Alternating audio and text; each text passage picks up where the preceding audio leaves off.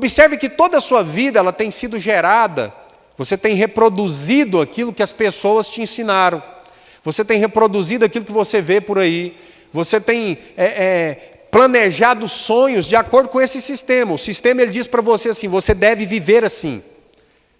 O sistema diz assim, você deve sonhar com isso. Esse sistema que governa o mundo, que governa a terra, que governa todas as coisas, está dizendo assim, ó, você precisa planejar a sua vida dessa maneira, você precisa adquirir essas coisas, você precisa ter um relacionamento dessa forma. E a gente está assim. E a gente se sente, por esse sentimento de inutilidade, que a gente chega no momento da nossa vida, que talvez você já chegou ou vai chegar, em que você para e começa a pensar assim, será que valeu a pena? Será que a minha vida realmente tem um propósito? E aí você começa a pensar se o que você está fazendo realmente tem sentido e tem uma resposta. Aí você começa a pensar se todos esses sonhos, os projetos, tanta coisa bonita que você já planejou, e muitas coisas você não conseguiu colocar em prática, e as que você conseguiu, parece que ainda não era aquilo que você gostaria que tivesse acontecido, aí parece que a sua vida começa a entrar por um lugar, e aí começa a vir atrair esse tipo de pensamento. Eu sou menor, todo mundo é bom, eu não consigo. Por que todo mundo? Aí você começa a questionar, por que todo mundo alcança e eu não alcanço? Você começa a observar, por que todo casamento é assim? Por que todo jovem é assim, eu não sou? Por que todo mundo rompe algum determinado tipo na vida, eu não rompo, parece que a minha vida é só isso. Por quê, irmão? Porque a nossa expectativa, ela está fora do propósito original de Deus. Está completamente fora. Nós estamos com um pensamento sobre nós mesmos, um conceito baseado naquilo que esse sistema, que a ordem desse mundo está dizendo para você ser e para você viver. E a maioria das coisas que você tem feito, eu quero dizer todos, você está copiando alguém. Me diga alguma coisa original que veio de você. Me diga alguma frase que você realmente diz que não copiou de ninguém. Me diga alguma coisa que você não faz no seu dia a dia, que você não viu alguém fazer. Aí você fala, pastor, mas não tem mais como criar nada. É aí que está. É aí que está a grande questão. Nós nos sentimos cada vez, a igreja tem se sentido assim, cada vez mais inútil. Cada vez mais sem propósito. Por quê? Porque quando você pensa em se destacar, em fazer a tua história, você olha para a tua volta e parece que tudo já foi inventado. Parece que todo mundo que tinha que chegar em algum lugar já chegou. Parece que todo mundo que tinha que trazer alguma coisa revolucionária ao mundo já trouxe. E aí você quer, por exemplo, você se interessa pela área da música, já tem milhares e milhares de pessoas que são muito melhores do que você. Você aponta um alvo em algum tipo, no teu ministério, na tua carreira, mas você percebe que existe uma fila gigantesca de pessoas que se destacaram, e você vai olhando para si mesmo, você vai se sentindo cada vez mais nada do que você pensa. Você entende esse raciocínio ou não? Então nós estamos cada dia olhando em nossa volta, olhando o mundo agora de uma ótica maior e mais ampla, porque agora na nossa geração você pode acompanhar coisas que estão acontecendo no mundo inteiro. Você pode olhar situações que estão acontecendo na Rússia, Japão. Antigamente o povo olhava mais aqui, ó. As pessoas eram mais felizes, as pessoas tinham mais prazer na vida, por quê, irmãos? Porque elas estavam aqui, elas não estavam lá. E muitas vezes você entra num culto como esse, você está lá na sua casa, junto com a sua família, mas o seu corpo está ali, a sua mente não está. Às vezes você está fazendo alguma determinada tarefa na sua vida, o teu trabalho, estudando alguma coisa, mas você literalmente não está ali, porque os teus olhos estão nos confins da terra. Existe diante de você uma fila interminável de pessoas melhores do que você, e você se sente cada vez pior. E é por isso que as coisas começam a perder o sentido, e aí você vê tantas pessoas hoje falando assim, eu estou em depressão. Ela entra para dentro de um quarto, ela quer dormir, ela quer morrer, ela olha em volta, não vê sentido. Você já se sentiu assim, meu irmão? Você pode perguntar para a pessoa que está perto de você, será que essa palavra está falando com alguém?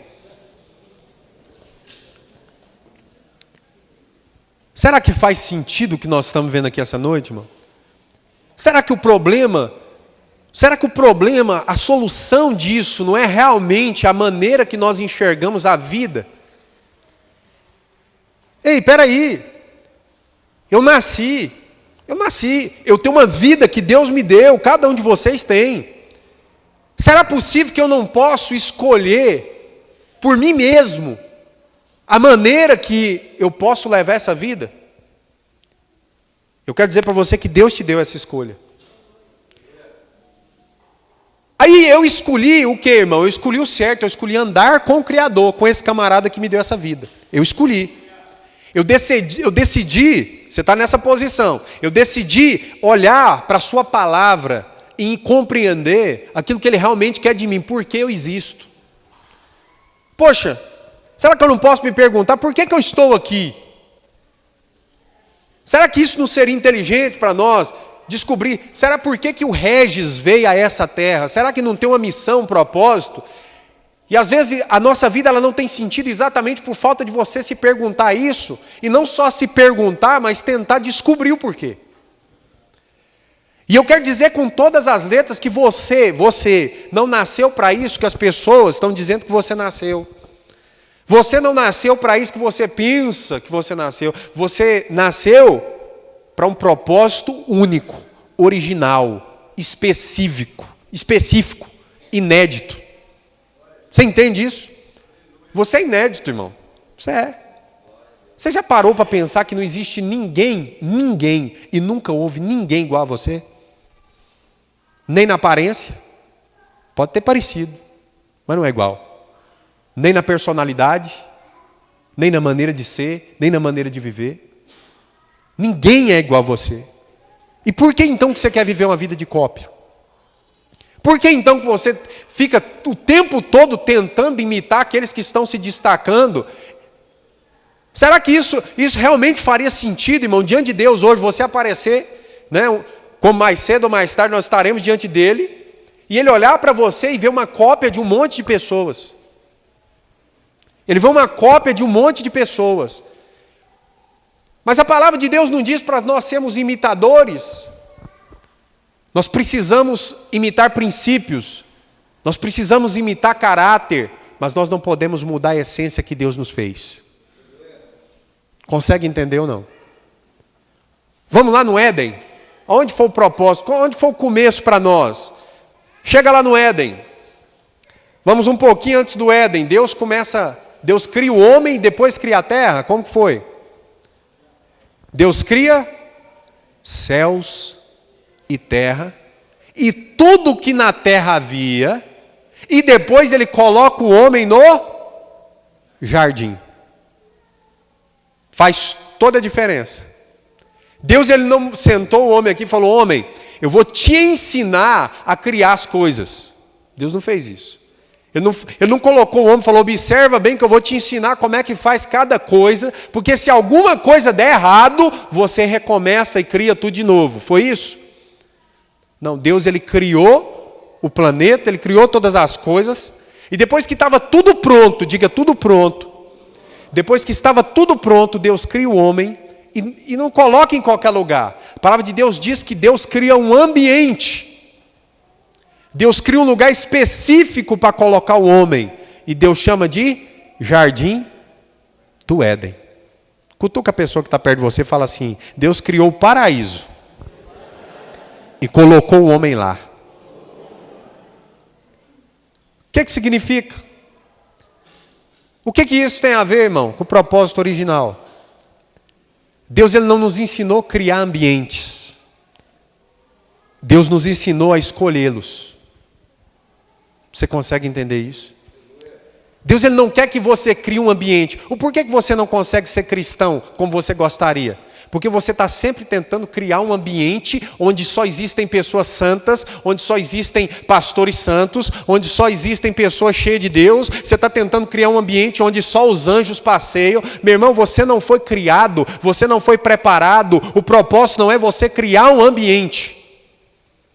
O propósito é você escolher um ambiente. E quando eu olho para essa palavra, está falando assim, ó, cuidado com a maneira com que vocês vivem. Por que Paulo está falando isso? Ele está dizendo assim, ó, Ele está relembrando aqui um pouquinho para nós a oração de Jesus. Antes de Jesus ser entregue, ele fez uma oração, ele disse assim: Pai, eu não oro para que os tirem do mundo, mas os protejam do maligno. Ou seja, Jesus não orou para que tirasse os discípulos, seus filhos, do ambiente maligno. Não. Ele não disse para tirar eles do mundo, não. Jesus disse assim, ó, Pai, protejam eles do maligno. Por quê? Porque o Espírito de Deus, que está sobre nós e que habita em nós, ele nos orienta a escolher, a ter escolha. A escolher o quê? O jardim. A escolher o ambiente. Nós precisamos proteger aquilo que Deus gerou dentro de nós. E a fraqueza da igreja hoje é exatamente isso. As pessoas estão tentando fugir do mundo. Eu acho até esse linguajar bem feliz, para dizer a verdade. Né? Um novo convertido conversando com alguma outra pessoa, ele diz assim, agora eu não sou mais do mundo. Como assim, irmão? Nós estamos nesse mundo. Nós desfrutamos das coisas desse mundo. Mas o que Deus ensinou Adão a fazer lá no Éden, não foi criar novos ambientes. E quando ele perdeu o ambiente que Deus havia criado para ele, Deus ensinou ele não criar um novo ambiente, não criar um novo jardim, mas Deus ensinou ele, instruiu ele, como resgatar o governo daquele ambiente. O que você precisa para andar na fé, meu irmão, não é de uma igreja santa. Você não precisa de uma cidade diferente. Você não precisa de um ministério diferente. Você precisa escolher como é que você vai levar a sua vida. E isso não é nada de espiritual au. Isso não tem que sentir nada. Isso é uma decisão, meu irmão. Você decide ou não em determinados lugares. Você decide ou não dar atenção a determinados tipos de pessoas. Você decide ou não estar em determinados ambientes com pessoas que falam ou não a mesma língua que você. Ser cristão, irmão, não passa simplesmente de uma decisão de agora seguir um princípio, não agora um princípio terreno, não agora um sistema governamental, administrativo de uma religião, mas simplesmente significa andar agora de acordo com uma nova cultura. A cultura do céu, a cultura do governo, do reino de Deus. E se você entende que você precisa de um novo governo na sua vida, um governo que vai realmente levar a tua alma a ser salva, um governo que realmente vai levar você a sair de um caminho de trevas e andar na luz, reconciliar com Deus, reconciliar com Cristo, voltar ao propósito original, compreender para que você nasceu. O que eu preciso? Eu preciso entender como andar em novidade de vida. Como que eu vou andar em novidade de vida? Fugindo das pessoas? Tratando as pessoas que não são da mesma fé que você de maneira áspera, diferente? Não.